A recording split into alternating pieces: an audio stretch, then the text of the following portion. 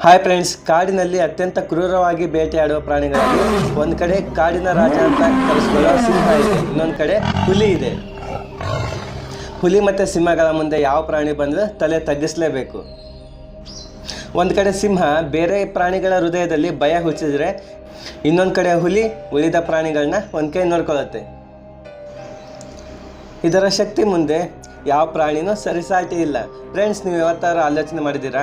ಸಿಂಹ ಮತ್ತು ಹುಲಿ ಒಂದಕ್ಕೊಂದು ಎದುರಾದರೆ ಅವುಗಳ ಗರ್ಜನೆಗೆ ಇಡೀ ಅರಣ್ಯಕ್ಕೆ ನಡುಕ ಹುಟ್ಟುತ್ತೆ. ಇವೆರಡರಲ್ಲಿ ಯಾವ್ದು ಗೆಲ್ಲುತ್ತೆ, ಯಾವ್ದು ಸೋಲುತ್ತೆ ಅಂತ ಹೇಳೋದು ತುಂಬ ಕಷ್ಟ. ಅಷ್ಟರ ಮಟ್ಟಿಗೆ ಹೊಡೆದಾಡುತ್ತವೆ. ಸಿಂಹದ ಜೊತೆ ಪೈಪೋಟಿಗೆ ಬಿದ್ದರೆ ಯಾವ ಪ್ರಾಣಿನೂ ಗೆಲ್ಲೋದಿಲ್ಲ ಅಂತ ನಾವೆಲ್ಲ ಅಂದ್ಕೊಂಡಿದ್ವಿ. ಆದರೆ ಹುಲಿ ಮಾತ್ರ ಗೆಲ್ಲುತ್ತೆ. ಹಾಗಾದರೆ ಕಾಡಿನ ರಾಜ ಹುಲಿ ಆಗಬೇಕಾಗಿತ್ತಲ್ವಾ? ಸಿಂಹ ಯಾಕಾಗಿದೆ? ಸಿಂಹಕ್ಕಿಂತ ಹುಲಿಗೆ ಜಾಸ್ತಿ ಶಕ್ತಿ ಇದ್ರೂ ಕಾಡಿನ ರಾಜ ಸಿಂಹನೇ.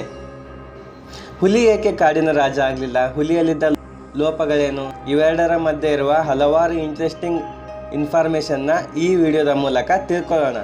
ಈ ವಿಡಿಯೋನ ಕೊನೆವರೆಗೂ ನೋಡಿ. ಇದರಲ್ಲಿ ನಮ್ಮ ಲೈಫ್ಗೆ ಅಳವಡಿಸಿಕೊಳ್ಳಬೇಕಾದ ಒಂದು ವಿಷಯ ಕೂಡ ಇದೆ. ಹಾಗಾಗಿ ಈ ವಿಡಿಯೋನ ಕೊನೆವರೆಗೂ ತಪ್ಪದೆ ನೋಡಿ. ಫಾರೆಸ್ಟ್ ಕಿಂಗ್, ಕಾಡಿನ ರಾಜ ಅಂತ ಕರೆಯೋ ಸಿಂಹದ ಬಗ್ಗೆ ನೋಡಿದರೆ, ಈ ಸಿಂಹದ ಕುತ್ತಿಗೆ ಸುತ್ತಲೂ ತುಂಬ ಕೂದಲುಗಳಿರುತ್ತವೆ. ಇದರಿಂದಲೇ ಸಿಂಹ ತುಂಬ ಸುಂದರವಾಗಿ ಗಂಭೀರವಾಗಿ ಕಾಣಿಸುತ್ತೆ. ಈ ಭೂಮಿ ಮೇಲೆ ಎರಡು ರೀತಿಯ ಸಿಂಹಗಳಿವೆ. ಒಂದು ಏಷ್ಯನ್ ಸಿಂಹಗಳು ಮತ್ತು ಇನ್ನೊಂದು ಆಫ್ರಿಕನ್ ಸಿಂಹಗಳು. ಏಷ್ಯನ್ ಸಿಂಹಗಳು ಭಾರತದ ಗುಜರಾತ್ನಲ್ಲಿರುವ ಗಿರ್ ನ್ಯಾಷನಲ್ ಪಾರ್ಕ್ನಲ್ಲಿ ಅತಿ ಹೆಚ್ಚು ಕಂಡುಬರುತ್ತವೆ. ಆಫ್ರಿಕನ್ ಸಿಂಹಗಳು ಏಷ್ಯನ್ ಸಿಂಹಗಳಿಗೆ ಹೋಲಿಸಿದರೆ ಆಫ್ರಿಕನ್ ಸಿಂಹಗಳು ತುಂಬ ಬಲಿಷ್ಠಶಾಲಿಯಾಗಿರುತ್ತವೆ. ಏಷ್ಯನ್ ಸಿಂಹಗಳಿಗೆ ಕಂಪೇರ್ ಮಾಡಿದರೆ ಆಫ್ರಿಕನ್ ಸಿಂಹಗಳಿಗೆ ಶಕ್ತಿ ತುಂಬ ಜಾಸ್ತಿ ಇರುತ್ತೆ. ಏಷ್ಯನ್ ಸಿಂಹಗಳ ವೆಯ್ಟ್ ನೋಡಿದರೆ 190 kg ಇರುತ್ತೆ. ಹಾಗೆ ಆಫ್ರಿಕನ್ ಸಿಂಹಗಳ ವೆಯ್ಟ್ ನೋಡಿದರೆ, ತೂಕ ನೋಡಿದರೆ 200 kg ಇರುತ್ತೆ. ಹಾಗೆ ಹೈಟ್ ನೋಡಿದರೆ ಏಷ್ಯನ್ ಸಿಂಹಗಳು ಬಂದ್ಬಿಟ್ಟು 3.5 ಫೂಟ್ ಹೈಟ್ ಇರುತ್ತೆ. ಇನ್ನು ಆಫ್ರಿಕನ್ ಸಿಂಹಗಳು ಮಿನಿಮಮ್ 4 ಫೂಟ್ ಹೈಟ್ ಇರುತ್ತೆ. ಲೆಂತ್ ನೋಡಿದರೆ ಏಷ್ಯನ್ ಸಿಂಹಗಳು ಮಿನಿಮಮ್ 8 ಅಡಿಗಳಿರುತ್ತೆ. ಆದರೆ ಆಫ್ರಿಕನ್ ಸಿಂಹಗಳು ಸರಿಸುಮಾರು 10 ಅಡಿಗಳಷ್ಟು ಉದ್ದ ಇರುತ್ತೆ. ಹೈಟ್, ವೇಟ್, ಲೆಂತ್ ವಿಷಯದಲ್ಲಿ ನೋಡಿದರೆ ಆಫ್ರಿಕನ್ ಸಿಂಹ ಏಷ್ಯನ್ ಸಿಂಹಗಳಿಗಿಂತ ಸ್ವಲ್ಪ ದೊಡ್ಡದಾಗಿ ಮತ್ತು ಬಲಿಷ್ಠವಾಗಿ ಕಾಣಿಸುತ್ತೆ. ಇನ್ನು ಹುಲಿಯ ಬಗ್ಗೆ ನೋಡೋದಾದರೆ, ಈ ಹುಲಿ ಆಲ್ಮೋಸ್ಟ್ ತನ್ನ ಲೈಫಲ್ಲಿ ಒಂಟಿಯಾಗಿಯೇ ಇರುತ್ತೆ. ಒಂಟಿಯಾಗಿರೋದಕ್ಕೇ ಇಷ್ಟಪಡುತ್ತೆ. ಸಿಂಹದ ಥರ ಯಾವತ್ತೂ ಹುಲಿ ಗುಂಪಿನಲ್ಲಿ ಇರೋದಿಲ್ಲ. ಹುಲಿ ತಾನಿರೋ ಪ್ಲೇಸಲ್ಲೇ ಇನ್ನೊಂದು ಹುಲಿ ಬಂತು ಅಂದರೆ ಅದಕ್ಕೆ ಇಷ್ಟ ಆಗಲ್ಲ. ಅದು ಹೆಚ್ಚಾಗಿ ಕಾಡಿನಲ್ಲೇ ಬದುಕುತ್ತೆ.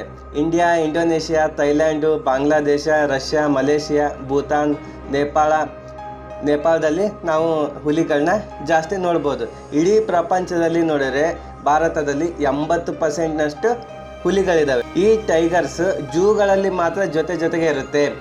ಇನ್ನು ಕಾಡಿನಲ್ಲಿ ಹುಲಿ ಯಾವಾಗಲೂ ಗುಂಪಿನಲ್ಲಿ ಇರೋದಕ್ಕೆ ಇಷ್ಟಪಡಲ್ಲ. ಗುಂಪಿನಲ್ಲಿರ್ಬೇಕಂದ್ರೆ ನಾವು ಜೂನಲ್ಲೇ ನೋಡಬೇಕಾಗುತ್ತೆ. ಹುಲಿಗಳು ಸುಮಾರು 210 kgವರೆಗೂ ತೂಕ ಇರುತ್ತೆ. ಹೈಟ್ ಬಂದುಬಿಟ್ಟು ಮಿನಿಮಮ್ 4 ಫೂಟ್ ಹೈಟ್ ಇರುತ್ತೆ. ಲೆಂತ್, ಉದ್ದ ಬಂದುಬಿಟ್ಟು ಸರಿಸುಮಾರು 12 ಅಡಿಗಳಷ್ಟು ಉದ್ದ ಇರುತ್ತೆ ಹುಲಿಗಳು. ಹುಲಿ ಬಾಡಿ ನೋಡಿದರೆ ಆಫ್ರಿಕನ್ ಲಯನ್ಗಿಂತ ಈ ಹುಲಿ ಒಂದು ಸ್ವಲ್ಪ ದೊಡ್ಡದಾಗಿ ಕಾಣಿಸುತ್ತೆ. ಹುಲಿಯ ಪರ್ಸ್ನಾಲಿಟಿ ನೋಡಿದರೆ ಸಿಂಹದ ಮುಂದೆ ಈ ಹುಲಿ ಆರಾಮಾಗಿ ಗೆಲ್ಬೋದಂತ ನಾವು ಕ್ಲಿಯರಾಗಿ ಹೇಳ್ಬೋದು. ಆದರೆ ಈ ಹೋರಾಟದಲ್ಲಿ ಕೇವಲ ಶರೀರ ಒಂದು ದೊಡ್ಡದಿದ್ರೆ ಸಾಕಾಗಲ್ಲ. ಸಿಂಹ ಹುಲಿಯಷ್ಟು ಬಲಶಾಲಿ ಅಲ್ಲ, ಆದರೂ ಸಿಂಹನೇ ಗೆಲ್ಲುತ್ತೆ. ಅದು ಹೇಗೆ ಅಂತ ತಿಳ್ಕೊಳ್ಳೋಣ ಬನ್ನಿ.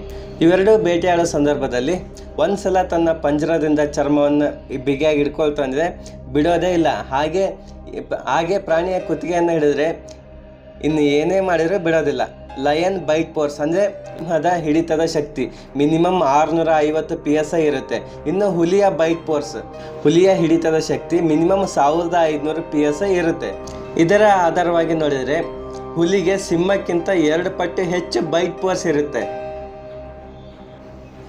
ಇಲ್ಲಿ ನಮಗೆಲ್ಲ ಕ್ಲಿಯರಾಗಿ ಅರ್ಥ ಆಗುತ್ತೆ. ಹುಲಿ ಸಿಂಹದ ಕುತ್ತಿಗೆಯನ್ನು ಹಿಡಿತು ಅಂದರೆ ಅದರಿಂದ ತಪ್ಪಿಸ್ಕೊಳ್ಳೋದಕ್ಕೆ ಸಿಂಹಕ್ಕೆ ಸಾಧ್ಯವಾಗಲ್ಲ ಅಂತ. ಆದರೆ ಅದಾಗಲ್ಲ.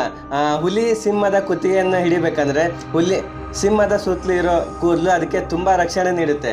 ಹಾಗಾಗಿ ಹುಲಿಗೆ ಸಿಂಹದ ಕುತ್ತಿಗೆಯನ್ನು ಹಿಡಿದುಕೊಳ್ಳೋದಕ್ಕೆ ಸಾಧ್ಯವಾಗಲ್ಲ. ಪವರ್ ಆಫ್ ಕ್ಲೋ ಆ್ಯಂಡ್ ಟೀತ್, ಉಗುರು ಮತ್ತು ಹಲ್ಲಿನ ಶಕ್ತಿ ಅಂತ ನಾವು ನೋಡುವಾಗ, ಇವು ಬೇಟೆಯಾಡುವಾಗ ಹುಲಿ ತನ್ನ ಹಲ್ಲು ಮತ್ತು ಉಗುರಿನಿಂದನೇ ಪ್ರಾಣಿಗಳನ್ನ ಸಾಯಿಸುತ್ತೆ. ಸಿಂಹದ ಉಗುರಿನ ಸೈಜು 1.5 ಇಂಚ್ವರೆಗೂ ಇರುತ್ತೆ. ಇನ್ನು ಹುಲಿಯ ಉಗುರಿನ ಸೈಜ್ ನೋಡಿದರೆ 4 ಇಂಚುಗಳವರೆಗೆ ಇರುತ್ತೆ. ಹುಲಿಯ ಪಂಜರದ ಉಗುರಿನ ವಿಷಯದಲ್ಲಿ ನೋಡೋದಾದ್ರೂ ಸಿಂಹಕ್ಕಿಂತ ಹುಲಿಗೆ ಜಾಸ್ತಿ ಶಕ್ತಿ ಇದೆ. ಇನ್ನು ಹಲ್ಲಿನ ಬಗ್ಗೆ ನೋಡೋದಾದರೆ ಸಿಂಹಕ್ಕೆ 2.5 ಇಂಚಿನ ಬಿಗ್ ಟೀತ್ ಇದೆ. ಇನ್ನು ಹುಲಿಗೆ 3 ಇಂಚಿನ ಹಲ್ಲುಗಳಿವೆ. ಇದರಲ್ಲೂ ಕೂಡ ಸಿಂಹಕ್ಕಿಂತ ಹುಲಿಯ ಹಲ್ಲುಗಳೇ ದೊಡ್ಡವು. ಹಾಗೆ ನಾವಿನ್ನು ಲಯನ್ ವಾಯ್ಸ್ ಬಗ್ಗೆ ನೋಡಿದ್ರೆ ಸಿಂಹದ ಗರ್ಜನೆ 12 ಕಿಲೋಮೀಟರ್ವರೆಗೂ ಕೇಳಿಸುತ್ತೆ. ಅಷ್ಟು ಗಂಭೀರವಾಗಿ ಸಿಂಹದ ಗರ್ಜನೆ ಇರುತ್ತೆ. ಇನ್ನು ಹುಲಿಯ ವಾಯ್ಸ್ ನೋಡಿದರೆ ಹುಲಿಯ ಗರ್ಜನೆ ಬರೀ 4 ಕಿಲೋಮೀಟರ್ವರೆಗೆ ಮಾತ್ರ ಕೇಳಿಸುತ್ತೆ. ವಾಯ್ಸ್ ವಿಷಯದಲ್ಲಿ ಸಿಂಹ ಟೈಗರ್ಗಿಂತ ಮುಂದೆ ಇದೆ. ಅದಕ್ಕೆ ಸಿಂಹ ತನ್ನ ಗಾಂಭೀರ್ಯವನ್ನು ತನ್ನ ಗರ್ಜನೆಯ ಮೂಲಕ ಹುಟ್ಟಿಸುತ್ತೆ. ಸಿಂಹದ ಗರ್ಜನೆಯು ತನ್ನ ಮುಂದಿರುವ ಎಂಥ ಪ್ರಾಣಿ ಇದ್ರೂ ಅದರ ಎದೆಯಲ್ಲಿ ನಡುಕವನ್ನು ಹುಟ್ಟಿಸುತ್ತೆ. ರನ್ನಿಂಗ್ ಸ್ಪೀಡ್ ಮತ್ತು ಜಂಪ್ ಯುದ್ಧ ಮಾಡೋದಕ್ಕೆ ಬರೀ ಶಕ್ತಿ ಹೊಂದಿದ್ರೆ ಸಾಕಾಗಲ್ಲ. ಅವಸರದಲ್ಲಿದ್ದಾಗ ತಪ್ಪಿಸ್ಕೊಳ್ಳೋ ನಾಲೆಜ್ ಕೂಡ ಬೇಕಾಗುತ್ತೆ. ಕಠಿಣ ಸಂದರ್ಭದಲ್ಲಿ ಜಂಪ್ ಮಾಡಿ ತಪ್ಪಿಸ್ಕೋಬೋದು. ಇನ್ನು ಲಯನ್ನ ರನ್ನಿಂಗ್ ಸ್ಪೀಡ್ ನೋಡಿದ್ರೆ ಲಯನ್ 1 ಅವರ್ಗೆ 80 ಕಿಲೋಮೀಟರ್ ಸ್ಪೀಡ್ನಲ್ಲಿ ಓಡುತ್ತೆ. ಹಾಗೆ ಹುಲಿಯ ರನ್ನಿಂಗ್ ನೋಡಿದರೆ ಇದು ಕೇವಲ 60 ಕಿಲೋಮೀಟರ್ ಸ್ಪೀಡ್ವರೆಗೆ ಮಾತ್ರ ಹೋಗಬಲ್ದು. ಈ ರನ್ನಿಂಗ್ನಲ್ಲಿ ಲಯನ್ ಮುಂದಿದೆ. ಯಾವಾಗಲಾದರೂ ಇವುಗಳ ಮಧ್ಯೆ ಹೊಡೆದಾಟದಲ್ಲಿ ಹುಲಿ ಓಡ್ತಾ ಇದ್ದರೆ ಲಯನ್ ಕೈಯಲ್ಲಿ ಸುಲಭವಾಗಿ ಸಿಕ್ಕಾಕೊಳ್ಳುತ್ತೆ. ಹಾಗೆ ಜಂಪಿಂಗ್ ವಿಷಯದಲ್ಲಿ ನೋಡಿದರೆ ಸಿಂಹ 12 ಅಡಿವರೆಗೆ ಜಂಪ್ ಮಾಡಬಲ್ಲದು. ಇನ್ನು ಹುಲಿ 16 ಅಡಿಗಳ ಎತ್ತರವರೆಗೆ ಜಂಪ್ ಮಾಡುತ್ತೆ. ಇದರಲ್ಲಿ ನೋಡಿದರೆ ಹುಲಿ ಮುಂದಿದೆ. ಇಲ್ಲಿ ಇನ್ನೊಂದು ಮುಖ್ಯವಾದ ವಿಷಯ ಏನಂತ ನೋಡೋಣ. ಇಲ್ಲಿ ಇನ್ನೊಂದು ಮುಖ್ಯವಾದ ವಿಷಯ ಏನಂದರೆ ಅವುಗಳ ಅಬಿಲಿಟಿ. ಸ್ವಿಮ್ಮಿಂಗ್ ವಿಷಯದಲ್ಲಿ ಈಜೋ ವಿಷಯದಲ್ಲಿ ಬಂದರೆ ಸಿಂಹ ಮತ್ತು ಹುಲಿ ಎರಡು ಚೆನ್ನಾಗೇ ಸ್ವಿಮ್ ಮಾಡುತ್ತೆ. ಇಲ್ಲಿ ಇರುವ ಇಂಪಾರ್ಟೆಂಟ್ ವಿಷಯ ಏನಂದರೆ ಲಾಂಗ್ ಲೈನ್ ಸ್ವಿಮ್ಮಿಂಗ್ ಮಾಡೋದು, ಅಂದರೆ ಹೆಚ್ಚು ಉದ್ದ ಸ್ವಿಮ್ಮಿಂಗ್ ಮಾಡೋದು. ಇದು ಹುಲಿಗೆ ಮಾತ್ರ ಸಾಧ್ಯವಾಗುತ್ತೆ. ಸಿಂಹಕ್ಕೆ ಸ್ವಲ್ಪ ದೂರ ಸ್ವಿಮ್ ಮಾಡಿ ಅದು ಸುಸ್ತಾಗ್ಬಿಡುತ್ತೆ. ಹುಲಿ ಸಿಂಹಗಳ ಈಜಿನಲ್ಲಿ ಸಿಂಹನೇ ಸೋಲೋದು. ಇನ್ನು ಈ ಭಯಂಕರವಾದ ಪ್ರಾಣಿಗಳ ಹಂಟಿಂಗ್ ಸ್ಕಿಲ್ನಿಂದ ಹೇಗೆ ಬೇಟೆಯಾಡ್ತವೆ ಅಂತ ನೋಡೋಣ. ಸಿಂಹ ಬೇಟೆಯಾಡುವ ಸಮಯದಲ್ಲಿ ಉಳಿದ ಸಿಂಹಗಳು ಗುಂಪಾಗಿರುತ್ತೆ. ಸಿಂಹ ಯಾವತ್ತೂ ಒಂಟಿಯಾಗಿ ಇರೋದಿಲ್ಲ. ಸಿಂಹಗಳ ಗುಂಪೇ ಇರುತ್ತೆ ಬೇಟೆಯಾಡುವಂಥ ಸಂದರ್ಭದಲ್ಲಿ. ಮತ್ತು ಅವು ಗುಂಪಿನಿಂದ ಮಾಸ್ಟರ್ ಪ್ಲಾನ್ ಮಾಡಿ ಮಾತ್ರ ಬೇಟೆಯಾಡ್ತವೆ. ಸಿಂಹಗಳ ಗುಂಪನ್ನು ಪ್ರೈಡ್ ಅಂತ ಕರೀತಾರೆ. ಒಂದು ಸಿಂಹಗಳ ಗುಂಪಿನಲ್ಲಿ 8ರಿಂದ 10 ಸಿಂಹಗಳು ಇದ್ದೇ ಇರ್ತವೆ. ಇದರಲ್ಲಿ ಹೆಚ್ಚು ಫೀಮೇಲ್ ಸಿಂಹಗಳೇ ಇರುತ್ತೆ. ಮೇಲ್ ಸಿಂಹ ತನ್ನ ಕುಟುಂಬವನ್ನು ರಕ್ಷಣೆ ಮಾಡ್ತಿರುತ್ತೆ. ಹಂಟಿಂಗ್ ಸಮಯದಲ್ಲಿ ಹೆಚ್ಚು ಫೀಮೇಲ್ ಸಿಂಹಗಳೇ ಇರುತ್ತೆ. ಮೇಲ್ ಸಿಂಹ ತನ್ನ ಕುಟುಂಬದ ರಕ್ಷಣೆಯನ್ನು ಮಾಡ್ತಿರುತ್ತೆ. ಅವಶ್ಯಕತೆ ಇದ್ದಾಗ ಮಾತ್ರ ಬೇಟೆಯಾಡೋದಕ್ಕೆ ಬರುತ್ತೆ. ಇನ್ನು ಹುಲಿಯ ಹಂಟಿಂಗ್ ಸ್ಕಿಲ್ಸ್ ನೋಡೋದಾದರೆ ಹುಲಿ ಯಾವತ್ತೂ ಒಂಟಿಯಾಗಿರುತ್ತೆ. ಕೇವಲ ಹುಲಿ ಮೀಟಿಂಗ್ ಸಮಯದಲ್ಲಿ ಮಾತ್ರ ಫೀಮೇಲ್ ಹುಲಿ ಜೊತೆ ಅದು ಸೇರೋದು. ಮಕ್ಕಳು ಹುಟ್ಟಿದ ನಂತರ ಅದು ಅಲ್ಲಿಂದ ಹೋಗಿಬಿಡುತ್ತೆ. ಸಣ್ಣ ಹುಲಿ ಕೂಡ ದೊಡ್ಡದಾದ್ಮೇಲೆ ಅಲ್ಲಿಂದ ಹೋಗಿಬಿಡುತ್ತೆ. ಹುಲಿ ಯಾವತ್ತು ಒಂಟಿಯಾಗಿರೋದಕ್ಕೇ ಇಷ್ಟಪಡುತ್ತೆ. ಹುಲಿ ಗುಂಪಿನ ಜೊತೆ ಇರೋದಕ್ಕೆ ಇಷ್ಟಪಡಲ್ಲ. ಹುಲಿಗಳು ಕಾಡಿನಲ್ಲಿ ಯಾವಾಗಲೂ ನಮಗೆ ಒಂದೊಂದೇ ಕಾಣಿಸುತ್ತೆ. ಗುಂಪು ಹುಲಿ ಸಿಗಲ್ಲ. ನಾವು ಹುಲಿನ ಗುಂಪಾಗಿ ನೋಡ್ಬೇಕಂದ್ರೆ ಅದು ಜೂನಲ್ಲಿ ಮಾತ್ರ ನೋಡೋದಕ್ಕೆ ಸಾಧ್ಯ. ಕಾಡಿನಲ್ಲಿ ಹುಲಿಗಳು ಸಿಂಗಲ್ ಆಗೇ ಬೇಟೆಯಾಡುತ್ತೆ. ಹುಲಿಗೆ ಬೇಟೆಯಾಡೋದಕ್ಕೆ ಯಾರ ಅವಶ್ಯಕತೆಯೂ ಇರೋದಿಲ್ಲ. ಹಾಗೆ ಬೇಟೆಯಾಡುವಾಗ ತನಗೆ ತಾನೇ ಪ್ಲಾನ್ ಮಾಡಿಕೊಂಡು ಬೇಟೆಯಾಡುತ್ತೆ. ಹುಲಿಯ ಹಂಟಿಂಗ್ ಸ್ಕಿಲ್ ಲಯನ್ಗೆ ಕಂಪೇರ್ ಮಾಡಿದರೆ ಒಂದು ಸ್ವಲ್ಪ ಚೆನ್ನಾಗಿರುತ್ತೆ. ನಾವು ಇವನ್ನೆಲ್ಲ ನೋಡಿದ ನಂತರ ಹುಲಿ ಮತ್ತು ಸಿಂಹ ಹೊಡೆದಾಡ್ಕೊಂಡ್ರೆ ಇವುಗಳಲ್ಲಿ ಹುಲಿನೇ ಗೆಲ್ಲೋದು. ಫಾರೆಸ್ಟ್ ಕಿಂಗ್, ಕಾಡಿನ ರಾಜ ಆಗಿರುವಂತಹ ಸಿಂಹ ಸೋಲುತ್ತೆ ಅಂತ ಸಹಜವಾಗಿ ಹೇಳ್ಬೋದು. ಆದರೆ ಇದು ಆ ರೀತಿ ಆಗಲ್ಲ.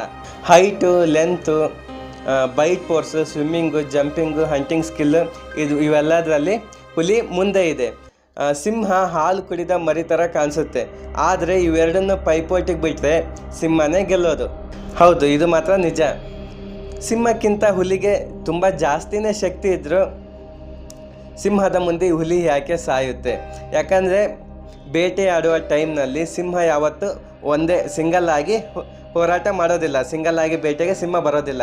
ಸಿಂಹದ ಗುಂಪು ಅಂದರೆ ಸಿಂಹದ ಪ್ರೈಡ್ನಲ್ಲಿ ಮಿನಿಮಮ್ 8ರಿಂದ 10 ಸಿಂಹಗಳಿರುತ್ತೆ. ಹುಲಿ ಬೇಟೆಯಾಡೋದಕ್ಕೆ ಬಂದಾಗ ಸಿಂಹಗಳ ಗುಂಪಿನ ಮುಂದೆ ಹುಲಿಯು ಏನೂ ಅಲ್ಲ. ಹಾಗಾಗಿ ಸಿಂಹಗಳ ಮುಂದೆ ಹುಲಿ ಸೋಲುತ್ತೆ. ಇನ್ನು ಸಿಂಗಲ್ ಆಗಿ ಬಂದರೆ ಸಿಂಹದ ಮುಂದೆ ಹುಲಿ ಗೆಲ್ಲುತ್ತೆ. ಆದರೆ ಸಿಂಹ ಯಾವತ್ತೂ ಸಿಂಗಲ್ ಆಗಿರಲ್ಲ. ಮಿನಿಮಮ್ 8-10 ಸಿಂಹಗಳ ಗುಂಪಿನಲ್ಲೇ ಸಿಂಹ ಇರುತ್ತೆ. ಹಾಗಾಗಿ ಕಾಡಿನ ರಾಜ ಸಿಂಹ ಅಂತ ಹೇಳಿದ್ದಾರೆ. ಸಿಂಹ ಕಾಡಿನ ರಾಜ ಆಗೋದಕ್ಕೆ ತನ್ನ ಒಗ್ಗಟ್ಟೇ ಕಾರಣ. ಸಿಂಗಲ್ ಆಗಿದ್ದರೆ ಏನು ಸಾಧನೆ ಮಾಡೋಕ್ಕಾಗಲ್ಲ, ಒಗ್ಗಟ್ಟಾಗಿದ್ದರೆ ಏನು ಬೇಕಾದರೂ ಸಾಧನೆ ಮಾಡ್ಬೋದು ಅನ್ನೋದನ್ನ ನಾವು ಸಿಂಹದಿಂದ ತಿಳ್ಕೋಬೇಕು. ಸಿಂಗಲ್ ಆಗಿದ್ದಾಗ ಸಿಂಹಕ್ಕಿಂತ ಹೆಚ್ಚಿಗೆ ಶಕ್ತಿ ಇದ್ರೂ ಹುಲಿ ಸೋಲುತ್ತೆ. ಇನ್ನು ಗುಂಪಲ್ಲಿರೋ ಸಿಂಹ ಹುಲಿಗಿಂತ ಕಡಿಮೆ ಶಕ್ತಿ ಇದ್ದರೆ ಸಿಂಹಗಳು ಗೆಲ್ಲುತ್ತೆ. ಯಾಕಂದರೆ ಸಿಂಹ ಯಾವತ್ತೂ ಸಿಂಗಲ್ ಆಗಿರಲ್ಲ, ಗುಂಪುಗಳಲ್ಲೇ ಇರುತ್ತೆ. ಹಾಗಾಗಿ ಕಾಡಿನ ರಾಜ ಸಿಂಹನೇ. ಈ ಒಂದು ವಿಡಿಯೋ ನಿಮಗೆಲ್ಲ ಇಷ್ಟ ಆಗಿದೆ ಅಂದ್ಕೊಳ್ತೀನಿ. ಇಷ್ಟ ಆಗಿದ್ದರೆ ಲೈಕ್ ಮಾಡಿ, ಶೇರ್ ಮಾಡಿ. ಹಾಗೆ ಇನ್ನೂ ಯಾರು ಸಬ್ಸ್ಕ್ರೈಬ್ ಮಾಡ್ಕೊಳ್ದೆ ಈ ಚಾನಲ್ ನೋಡ್ತಾ ಇದ್ದೀರೋ ಸಬ್ಸ್ಕ್ರೈಬ್ ಮಾಡ್ಕೊಂಡು ನೋಡಿ. ಹಾಗೆ ಪಕ್ಕದಲ್ಲಿರೋ ಬೆಲ್ ಐಕನ್ ಕೂಡ ಪ್ರೆಸ್ ಮಾಡಿ.